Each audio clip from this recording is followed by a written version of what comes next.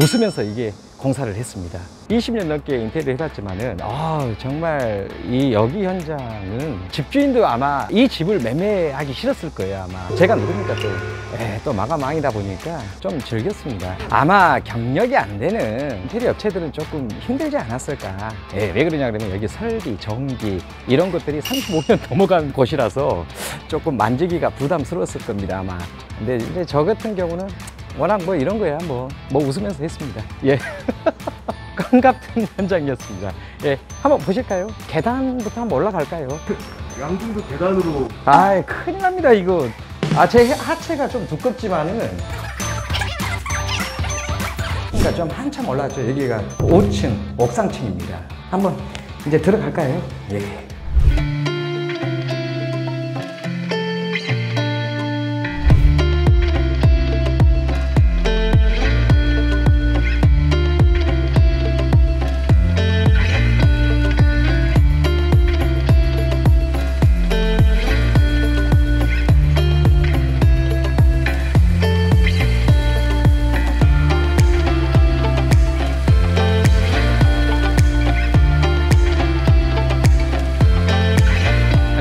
예, 루다입니다.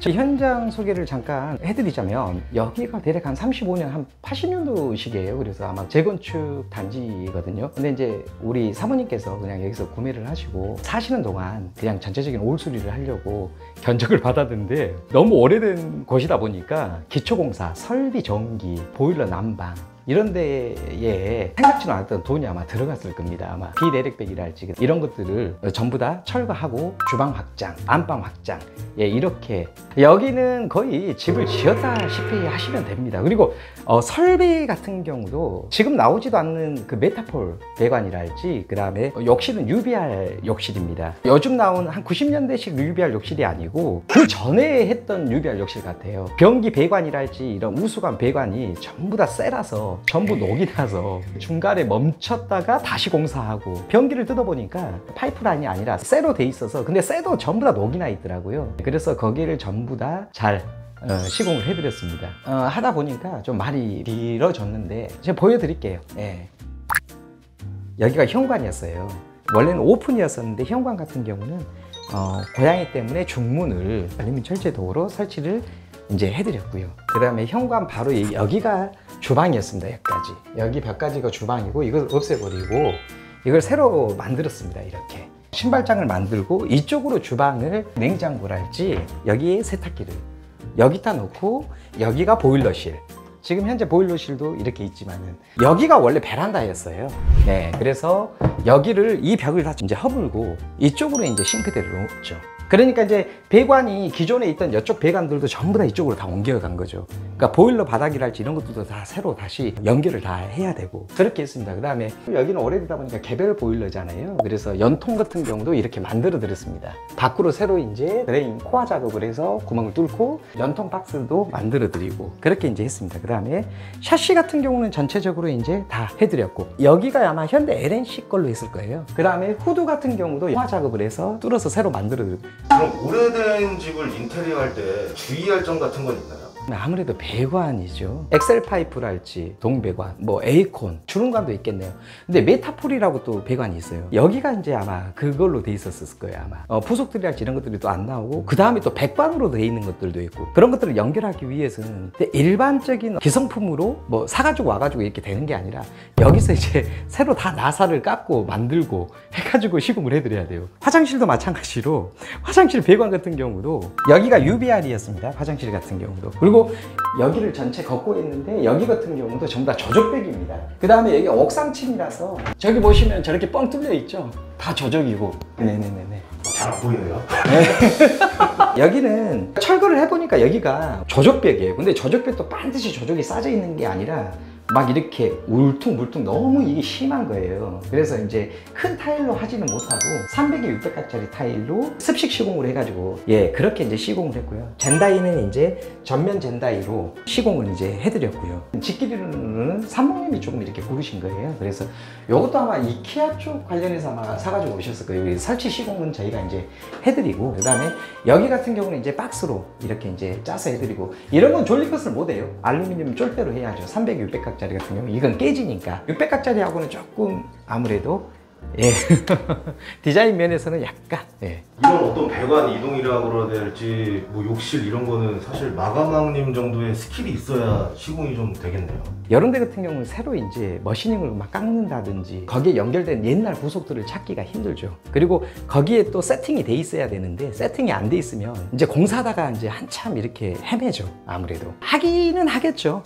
근데 조금 이제 시간이 걸리거나 뭔가가 거기에 세팅되어 있는 그런 어떤 기술자분들도 많이 없고 예 그러다 보니까 아마 힘들 겁니다. 아마. 예. 그래서 이런 데 같은 경우도 드레인 구멍을 뚫어야 되고 밖에 같은 경우는 막 저적배기고 그러다 보니까 드레인 뚫을 때도 안 뚫어 보신 분들은 나중에 막 구멍 뒤에 뻥 나가지고도 시공 범벅해 놓고 뭐 그런 것들이 많잖아요.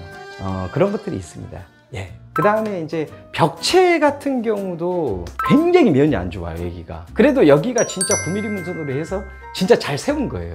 이쪽 같은 경우는 단열을 되게 신경을 많이 썼어요. 여기는 어차피 옥상층이고 외벽이다 보니까 단열에 되게 신경을 많이 썼고요. 여기는 이제 사모님이 이제 주무시는 방. 이쪽도 이제 예전에 그 벽지 단열재들이 있잖아요. 스펀지 막 이런 걸로 막 덧대 있더라고요. 곰팡이도 너무 많이 피고. 그래서 저희가 단열재를 싹 이제 집어 이어드렸고요. 이쪽으로는. 여기는 이제 외부용 이중창으로 이제 설치를 해드렸고요. 그 다음에 고양이가 있습니다. 여기. 그래서 작은 방 같은 경우도 이제 뱃떡으로 이렇게 설치를 해드렸고요. 마감왕님 진짜 집을 새로 지으셨네요. 네. 예. 여기가 모든 집이 다 삐뚤삐뚤하다 보니까 맞추기가 힘들어요. 이런 데들 완전히 면을 잡고 하지 않는 이상. 근데 면도 이렇게 한 면, 두 면 잡아야죠. 이런 것들을 면을 잡다 보면은 금액이 너무 기하급수적으로 올라가다 보니까 금액에 맞춰서 이제 정 안 되는 부위 그런 데만 이제 면을 잡아야 되겠죠. 여기도 이제 이렇게 턱이 있었어요. 이게 반창이죠, 반창. 반창을 타고 이게 베란다예요. 그래서 이제 이것도 저쪽으로 다 쳐버리고 예, 그렇게 이제 만들어서 여기는 이제 TV 시청실, 고양이랑 같이 이렇게 있는 곳 그렇게 보시면 될 겁니다. 예. 그 다음에 칠 같은 경우는 전부 다 이제 친환경 수입칠로 했어요. 저는 이제 벤자민무 아니면은 더 레드보드로 많이 하니까. 천정 같은 경우도 이제 베니아로 돼가지고 면이 그렇게 싹 좋지는 않아요, 사실상. 그래서 천정까지 다 거두려고 하니까 금액들이 너무 많이 나오더라고요. 예.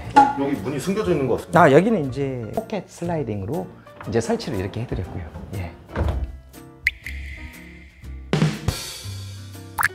이렇게 그 빌라 단층이랄지 5층, 그 다음에 5층 이하 4층 이런 공사를 하게 되면은 되게 힘들어요. 뭐 지옥이 아니라 이게 미치는 거예요, 이게. 왜 그러냐 그러면 아무리 사다리 차로 양중을 한다 그래도 한계가 있어요. 하루에 한 번씩 이렇게 양중을 할 수는 없는 거잖아요. 그러다 보니까 이제 일반 물건들, 조그만한 것들은 다 5층으로 올려야 돼요. 여기 현장 소장 같은 경우도 굉장히 힘들어하죠. 네.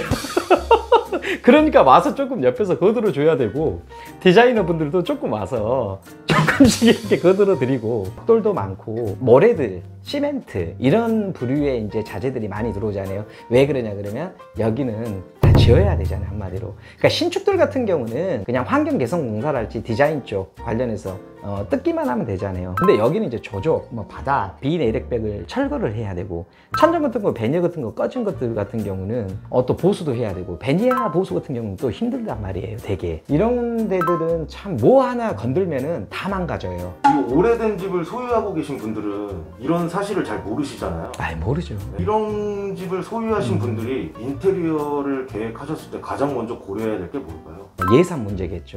그 다음에 여기가 재개발이 되냐 재건축이 되냐 그게 확신이 들었을 때, 그리고 그 기간이 10년이냐 15년이냐 대략 그게 어느 정도 윤곽이 나와줘야 되겠죠.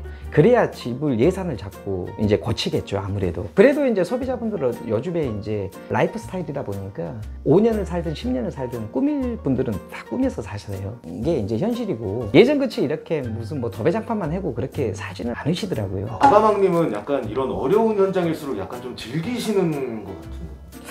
즐긴 거보다도 그냥 하는 거예요. 이런 거 춤이야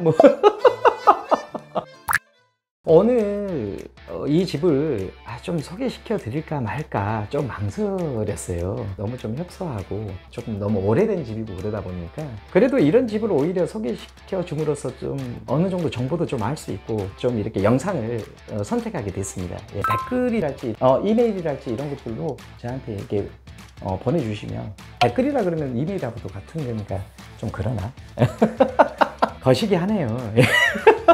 조금 길면 힘드시면 뭐 전화를 주십시오. 글로 쓰기에는 너무 길어요, 사실상. 즉시 말로 소통하는 게 더 나을 수도 있을 겁니다, 아마. 다음 컨텐츠도 유익하고 더 좋은 영상으로 찾아뵙겠습니다.